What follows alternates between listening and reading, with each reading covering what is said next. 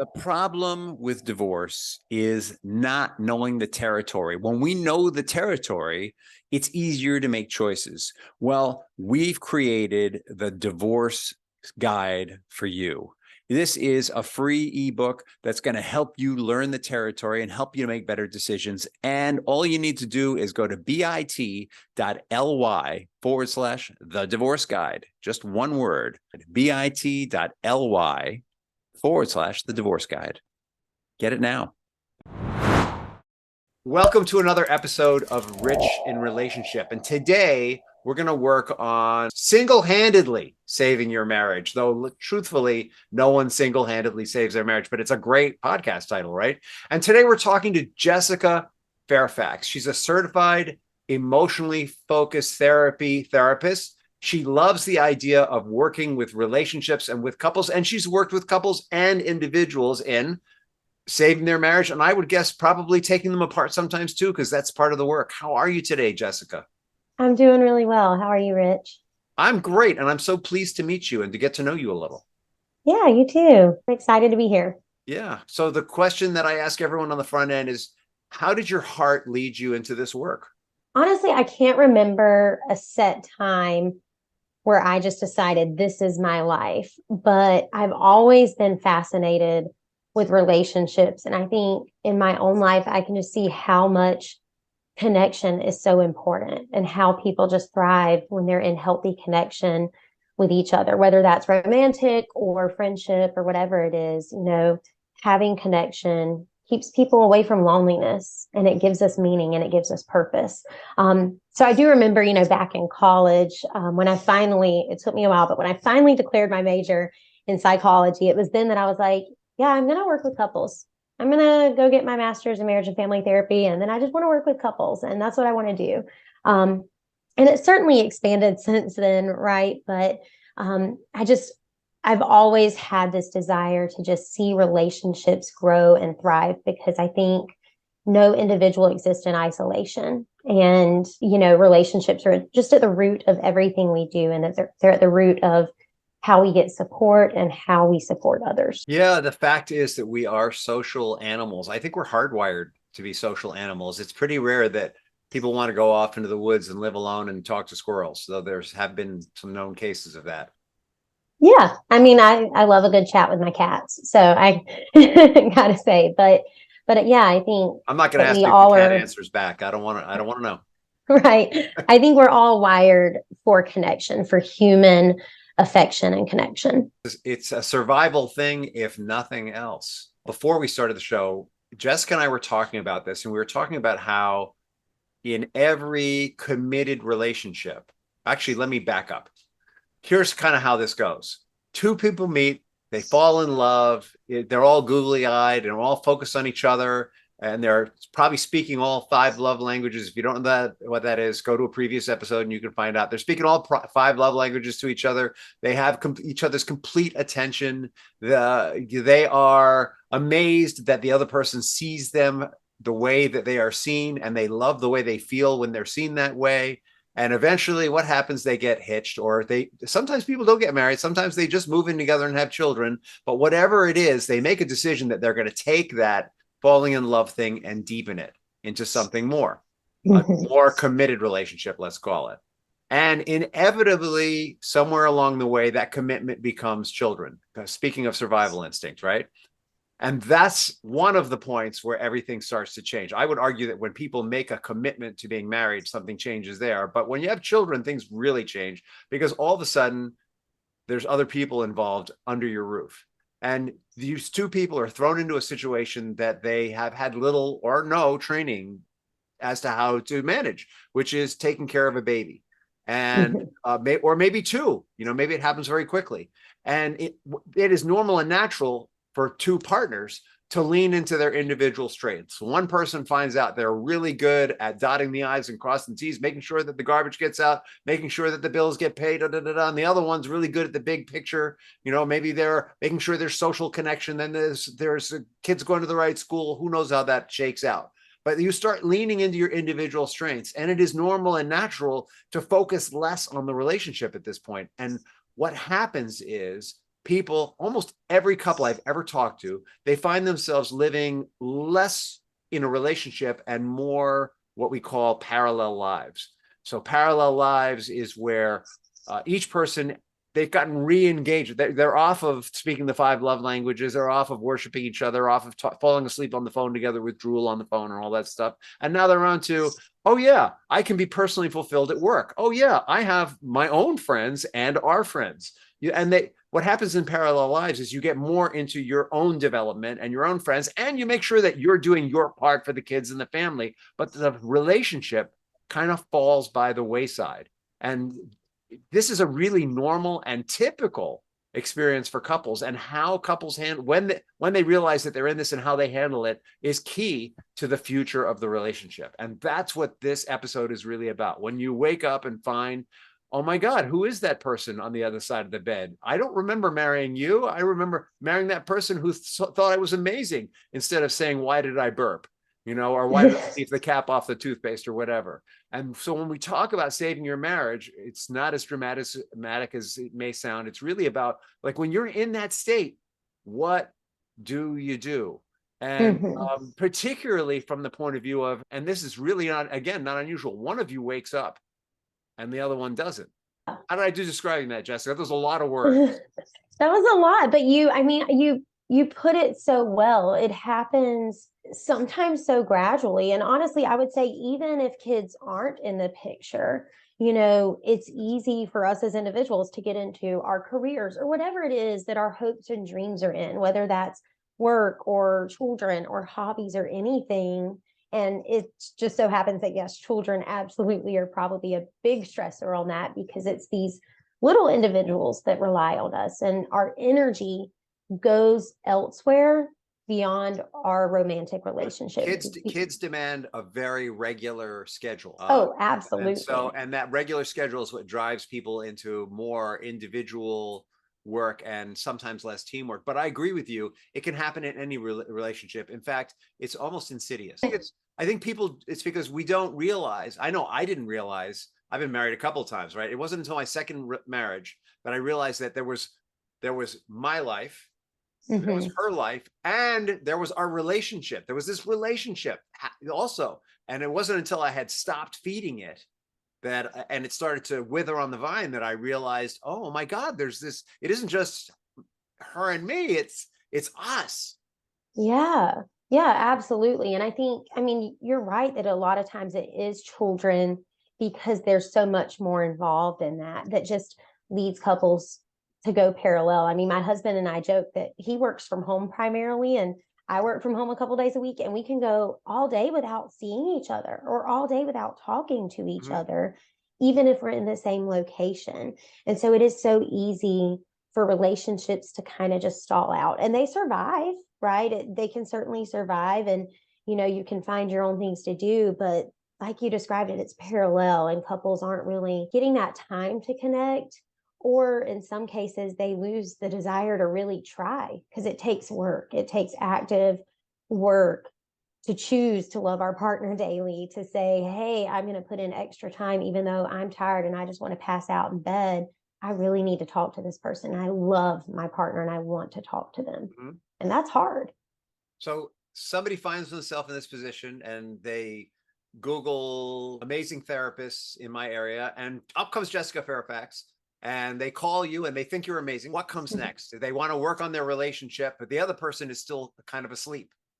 In that case, if the other partner is, like you said, asleep, right? If they're not really interested, a lot of times couples, I do let them know, when it's both partners together, we can do that work in session, right? And we see that change happen sometimes more quickly, more immediately, but sometimes it's not possible. It might be that one partner is like, I really want to do this work, but my partner is, they love me, but they're just not really interested in therapy, or they don't have the time. That sounds unbelievable to y'all. I have a client right now who her husband moved into a separate household, and now he wants to get back together with her.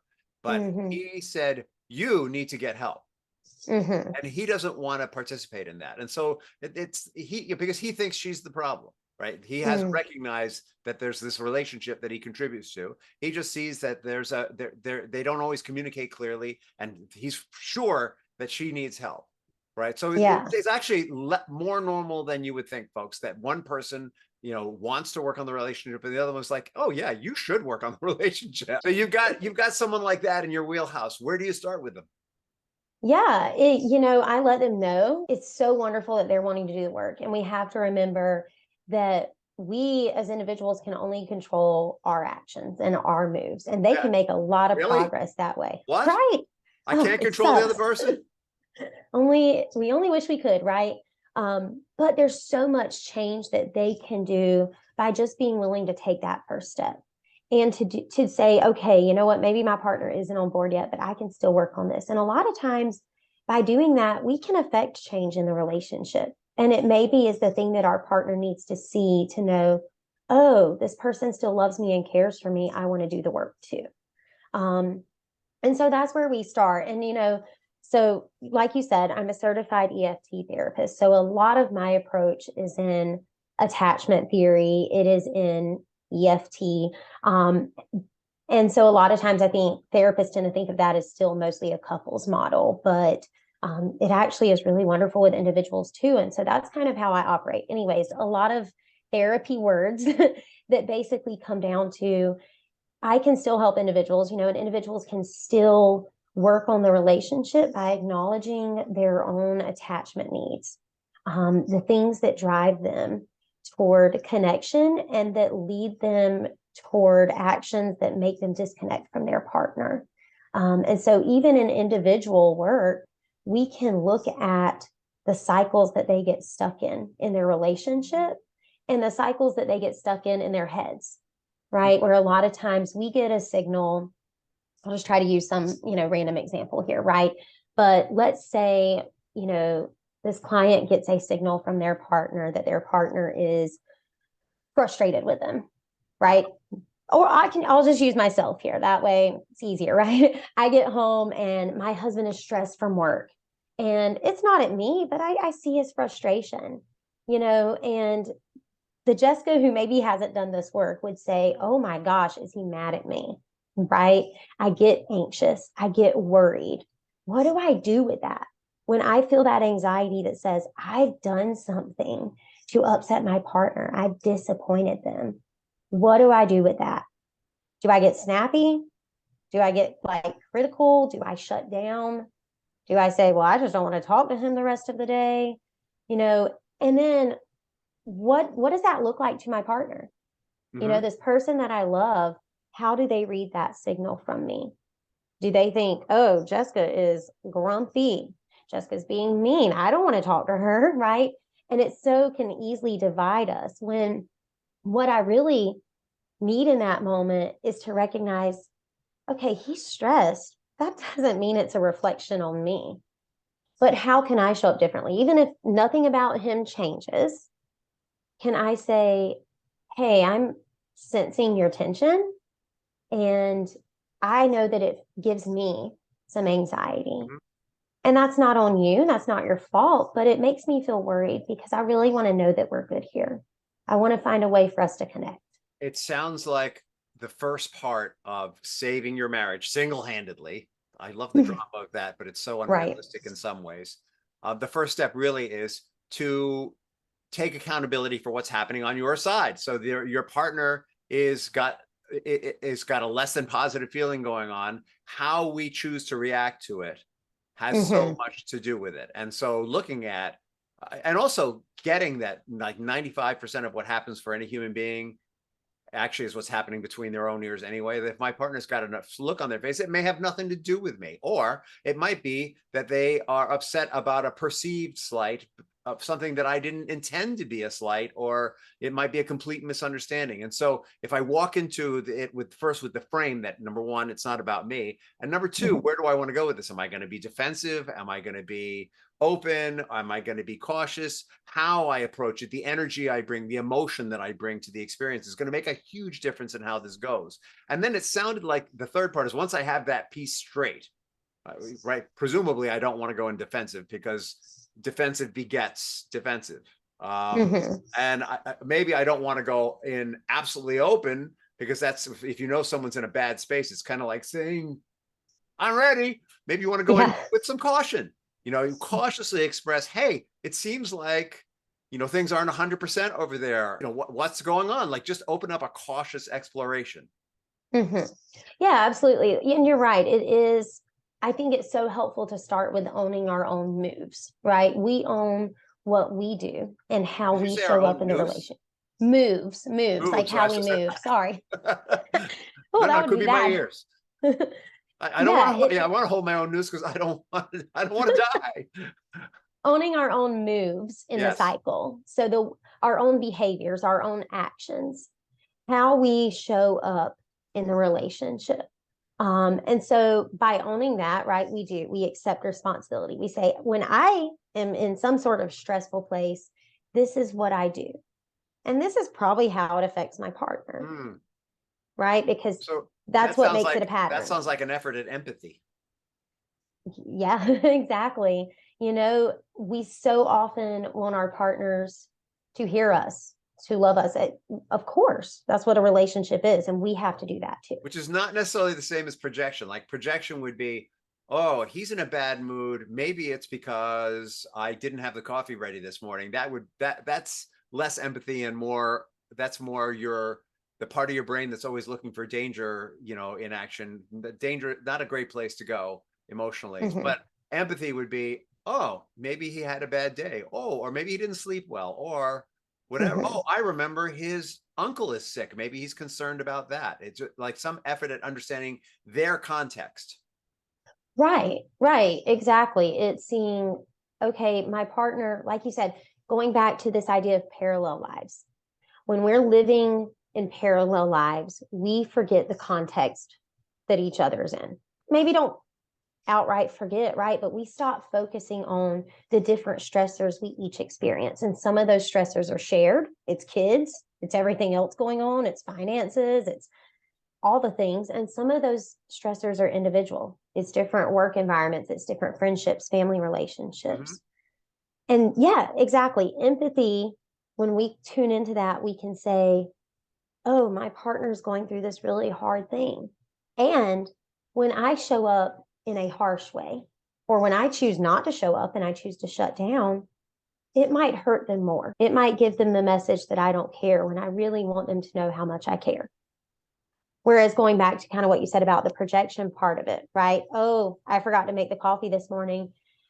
That also can be more about checking in with ourselves and saying, I really did forget to make the coffee this morning. oh I was just gosh, thinking, why did I come up with that example? huh, there you go. And for me, I'm thinking, oh my gosh, if I forget to make the coffee, well, he can press a button and it's totally fine, and I will too. That's what But happened. if but if And we that's all what I had coffee cling anyway. right. But if that's what I'm clinging to, it tells me, is there a part of me that feels inadequate? Is there a part of me that worries that I'm not enough for my partner, that I'm going to disappoint them?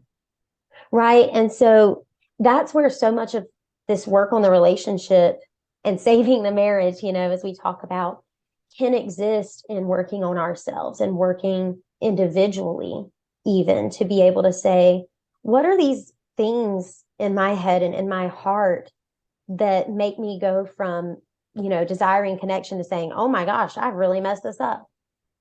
Right? What are these things that drive these anxieties and these hurts and fears?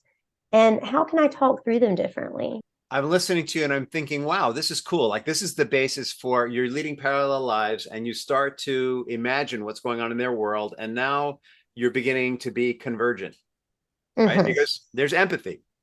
Parallel lives Right. means you're kind of living your lives, not really, you're taking each other for granted. You're on automatic, right? The second Mm-hmm. that we start to think about, all right, I'm going to manage my own fears and my own side and be open, be emotionally available, and then attempt to have an emotional connection, an understanding of their context, what's going on for them. We start to break down taking for granted. We start to break down everything as normal, and we start to open up the possibility of connection.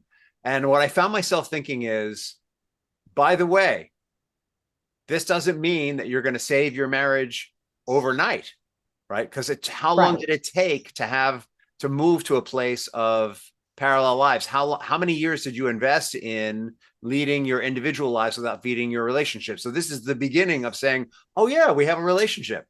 Oh yeah, Hmm.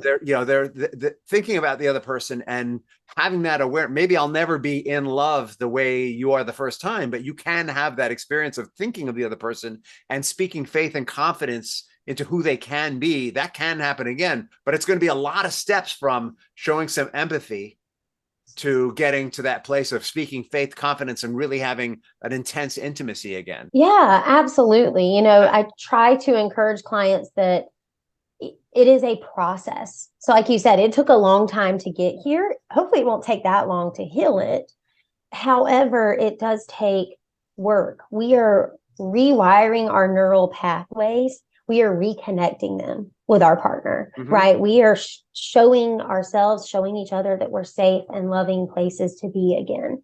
And, you know, that's, I think we, of course, have to acknowledge there are some relationships that are absolutely unhealthy, right? And there are sometimes things there that might be emotionally abusive that maybe the relationship shouldn't be a relationship, Yeah. right? And those are those situations. And that's not what we're talking about here. But we're talking about it can take If a, you're being hit, we're not talking about, or if you're hitting someone, we are not talking about that here. exactly If you're right. I being like to if you're clarify, being but yeah, screamed at and yelled at on a daily basis to the point where you're afraid of the other person, or if you are screaming and yelling to the point where you know they're afraid of you, that is not parallel lives. That's something else. right. Yeah. And that's where I like to clarify. But parallel lives is it's disconnect. It's lack of communication. It's faulty communication. It's things that are not, common word toxic, right? But things that we can work through. And, even if we look at, and this is probably on my brain because I'm preparing to teach a CEU later this week, right? But systems theory, which is basically kind of one of the first things that MFTs learn. But it's about how relationships are systems, right? And so often they're going to fall into a pattern, a parallel pattern, even. And it's just going to continue that way. And all it takes is one change in the system to create a ripple effect, to keep changes happening. And so one partner saying, I'm going to go and I'm going to start doing this work and changing the way they communicate with their partner can be enough to start that process. It reminds me of I heard a psychologist talking about families as mobiles. I don't think we see a Mm-hmm. lot of mobiles anymore. For those of you who don't know what a mobile is, it's these things that hang from the ceiling and there's multiple pieces to it. And if you move one, all the other pieces move. They're all like on strings and sticks and stuff. And he said that family systems are like mobiles, and that the second that the weight changes on one piece in the mobile, everything else moves. And so even though we don't control the other person, when we change the weight of ourselves, when we change where we're coming from, when we alter the emotion that we're investing into the relationship, it impacts the whole mobile. And they will react either positively or negatively. They may scare, by the way, it may scare the crap out of them when you try and connect with them. Like, you don't know. Mm-hmm. And so if that happens, be okay with it. They may be really open to it, or they may just dismiss it as, oh, it's just a phase, right? This is just, we're going to go back to this parallel lives things. You may need to be very careful and consistent with it, depending on the reaction. Well, you're definitely going to need to be consistent with it.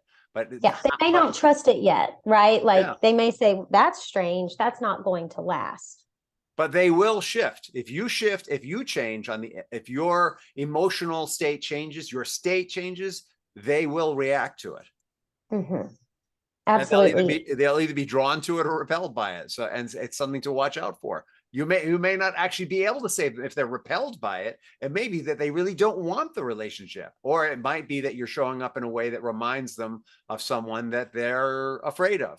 This is all part of like figuring it out as you find this new place in your relationship. It's about Mm-hmm. figuring out, all right, what draws us together, what pushes us apart. Change is uncomfortable. And so when we, as individuals, say, I really want to change this relationship, again, as long as it's in healthy ways, we have to be willing to sit in that discomfort a bit and say, I'm going to keep working on this. I'm going to keep actively choosing to show up differently because that's how much I care. I want my partner to Love hear it. me.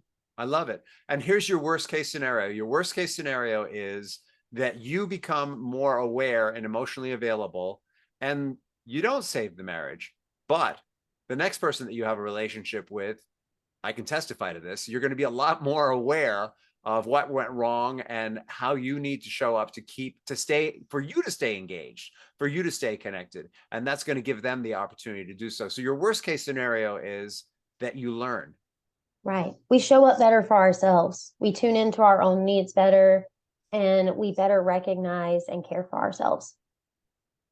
But your best case scenario is that over time you continue to grow closer together. And remember that there's usually an ecology involved here. And by ecology, I mean, besides you and your partner, there's probably children, there's probably extended family, there's your community, there's your shared friends, there's your separate friends. And so the mobile's a lot bigger than we think it is. And change is going to happen more rapidly or more slowly, depending on how big the ecology is, how many people are impacted by it, right? Because that change has got to ripple through that community or that ecology, and also how it's received.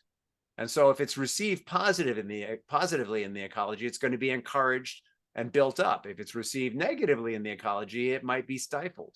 So there's a lot to consider here. So don't be surprised if you put your heart out on your sleeve and you say, oh, Jessica, I realize that we've been leading parallel lives. I want us to be close and intimate like when we were in love. And Jessica says, okay, like, don't be surprised Right. because there's a lot involved here. Yeah. I mean, we are complex individuals. We do not live in isolation, and our feelings and our thoughts are complex. And just taking that first step to say, hey, I can work on this, even if my partner's not 100% on board, it's huge. We can do so much for ourselves and each other. Jessica, I love your perspective on this. You've been amazing, and I'm sure our listeners do too. How can they find you? Thank you. Yeah. Well, so I used to do a podcast, kind of stopped that over COVID a bit, but it still exists. It's called the Marriaging Podcast, and it can be found on all the podcast players. But right now I'm mostly focusing on my private practice. So people can find me at jessicafairfaxtherapy.com. I work only with clients in South Carolina right now, but I do offer online counseling for everyone across the state. And I would just stay tuned, because I think I am, going to put out some more resources and just some free guides and support for people anywhere sometime next year. Nice. I Yeah, love it. not going to give a set date on that yet, but I've got a lot of activity in the brain. Yeah. Good. That's how we want our brains to be. Yeah. Hey, so what's the legacy you want to leave behind? I talk so much about relationships, right? And I think I just want to be known for showing love, right? I want to show others through my own actions and through my care for others how to love, how to be loyal, right? To show up with loyalty and humility and just genuine compassion for others. I think that's what drives the need for our connection, right? Love those values. Thank you. Yeah. Thank you so much. I can't wait to see what you give birth to in the coming year. I appreciate that. This was so wonderful. Thank you for having me on today. What we know about marriages with children here at Rich in Relationship is inevitably we slip into parallel lives or roommate mode because we're like managing the crew, managing those kids. Well, we've got a solution for you. We've got a special free book for you that's going to give you 7 tips on how to reignite intimacy and passion in your relationship and get back on the same page. And it's easy to get. It's free. Go to bit.ly/7 savers, the number 7 and the word savers all together, no spaces, bit.ly/7 savers.